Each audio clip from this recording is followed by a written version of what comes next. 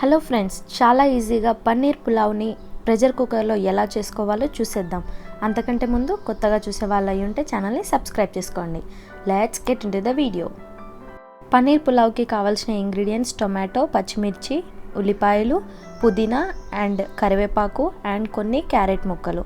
మీరు ఇక్కడ బఠానీ కూడా యాడ్ చేసుకోండి. ఇక్కడ నేను పన్నీర్ని లైట్గా రోస్ట్ చేసుకున్నాను, కొంచెం పసుపు ఇంకా ఉప్పు వేసి. అలాగే కాజుని కూడా రోస్ట్ చేసుకున్నాను. ఇంకా అల్లం వెల్లుల్లి పేస్ట్ అండ్ బిర్యానీ మసాలా కొన్నే వేసుకోండి, మసాలా ఎక్కువ తింటే మంచిది కాదు. అలాగే సమ్ స్పైస్ పౌడర్స్.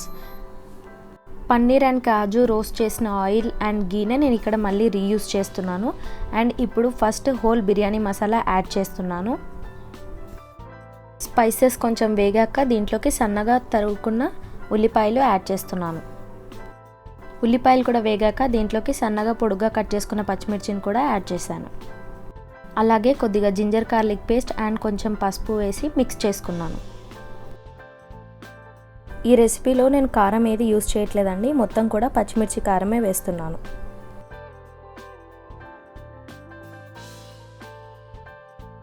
అల్లం వెల్లుల్లి పేస్ట్ పచ్చివాసన పోయే వరకు కలుపుకొని ఇందాక మనం రెడీగా పెట్టుకున్న కర్రీ లీవ్స్, పుదీనా లీవ్స్ అన్నీ కూడా యాడ్ చేసుకోవాలి. అలాగే కొద్దిగా గరం మసాలా అండ్ కొంచెం రాళ్ళుప్పు వేస్తున్నాను. ఇప్పుడు చిన్నగా కట్ చేసుకున్న క్యారెట్ ముక్కలు, అలాగే మీ దగ్గర బఠానీ ఉంటే బఠానీ కూడా యాడ్ చేసుకోండి. పులావ్లోకి బఠానీ టేస్ట్ చాలా బాగుంటుంది.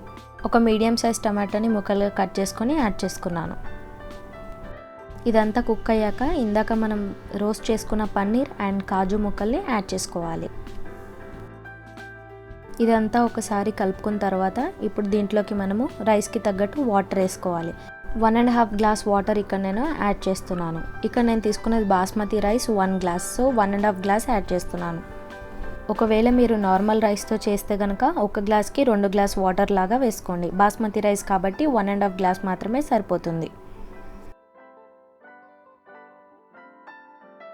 రైస్ని అంతా కూడా బాగా కలుపుకున్న తర్వాత దీంట్లోకి 1 స్పూన్ కొరియండర్ పౌడర్ వేస్తున్నాను.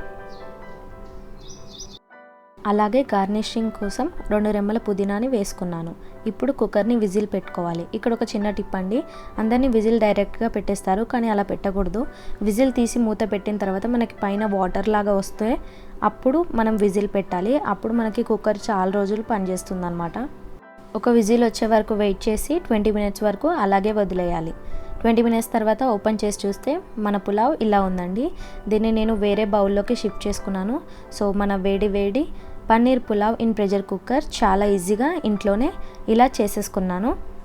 పులావ్ని రైతాతో సర్వ్ చేసుకుంటే టేస్ట్ చాలా బాగుంటుందండి. ఈ రెసిపీ కనుక నచ్చితే please like, share, comment and subscribe to my channel tips and talks. Bye.